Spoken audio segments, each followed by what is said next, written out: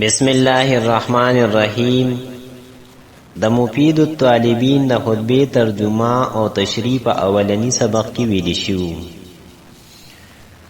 اوس د دې سبق لغوي تحقیق کو. بسم الله الرحمن الرحیم د دې لغوي تحقیق داسې دی: بسم پدې کې دا با حرف جار عامل نه او د دې نه بعد د اسمونه. دا اسمون په اصل کې سمون وو، په دیو باندې زمه ثقیله وه، نو مونږ د دیو دا زمه ما قبل میم له ورکړه.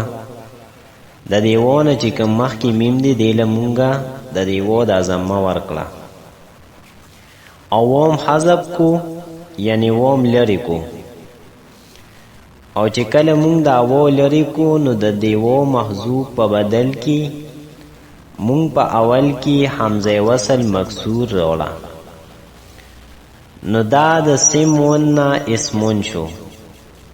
چې کله مونږ په دې با حرف جر داخل کو نو دا حمزه وصلی په درمیان کې رااله، یعنی د کلام په مینس کې رااله. او حمزه وصلی چې کله د کلام په مینس کې راشي نو دا غورځيږي، نو حمزه وصلی وغورځیده او آخره کې په میم باندې تنوینو اسمون، نو هغه د اضافت د وجې نه وغورځېدو، نو دا بسمې شو. الله دا د خدای پاک اسم ذات دی او عمده صحیح قول دی، یعنی دا خبره صحیح ده چې دا د خدای پاک اسم ذات دی. لیکن بعضی نحویانو دی قول سره اختلاف کړی دی او خپل دلایل پیش کړی دي. نو په آیی کې بعضی نحویان وی چې دا لفظ الله اسم جامد دی او بعضی وی چې دا اسم مشتق دی. اسم جامد مطلب دا چې دا لفظ الله نه د یو بل اسم نه جوړ شوی دی او نه د دې نه بل جوړېدی شي. نو چې کوم حضرات ویلی دي چې دا اسم جامد دی، نو آئی وی په دې کې چې دا کوم الف لام دی دا اصلی دی او زائد نه دی.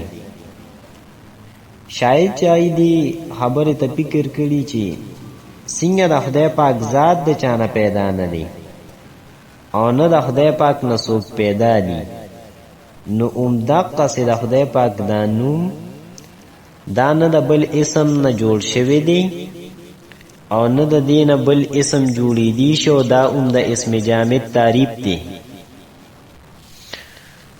او چې کم حضرات وی چې دا لفظ الله مشتق دی، یعنی دا د بل اسم نه جوړ شوی دی، نو هغه وی چې دا لفظ الله په اصل کې الہون وو.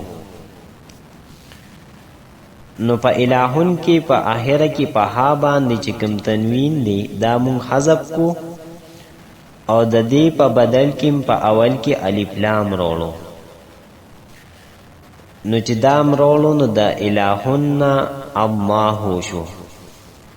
الرحمن الرحیم دا دوانه کلمې د خدای پاک صفتی نمونه دي او د مبالغې سي دي او دوانه مشتق دي د رحمتون، چې د هغه معنی د رحم کول، یعنی پچا باندې رحم کول. اوس رحمان او رحیم دوانه خو د مبالغې سي دي، خو آیا په دې دوانو کې یومره مبالغه ده یا په یو کې کم ده په بل کې ډیره ده؟ نو رحمان کی مبالغه ډیره ده په نسبت سره رحیم ده. نو د دې لپاره نحوی حضراتو دلیل دا پیش کړی دی وی کثرت د حروف دا دلالت کوي په کثرت د معنا، یعنی په کم اسم کې په کم کلمه کې چې حروف ډیری د دې معنا هم ډیری. نو رحمان کې چونکی حروف زیات دي نو په دې کې مبالغه زیاته ده، یعنی د دې معنا ډیره ده. او هغه داسې چې دا رحمان د خدای پاک صفت دی او په دې رحمان صفت سره د خدای پاک رحم شامل دی په دنیا کې مسلمان او کافر دوانو ته، یعنی خدای پاک مسلمان او کافر دوانو له نعمتونه ورکړي دي او رحیم کی مبالغه کم ده، د دې معنا کم ده. نو خدای پاک په آخرت کې د دې صفت د وجینا صرف په مسلمانانو باندې رحم کوي، په کافر باندې به رحم نه کوي. نو خلاصه د خبره دا شو چې رحمان عام دی، کفارو او مسلمانانو دوانو ته شامل دی او په دنیا کې. او صفت د رحیم دا خاص دی صرف مؤمنانو او مسلمانانو لپاره، ځکه چې په آخرت کې به خدای پاک په کافر باندې رحم نه کوي، بلکې هغه ته خو سزا او عذاب ورکوي.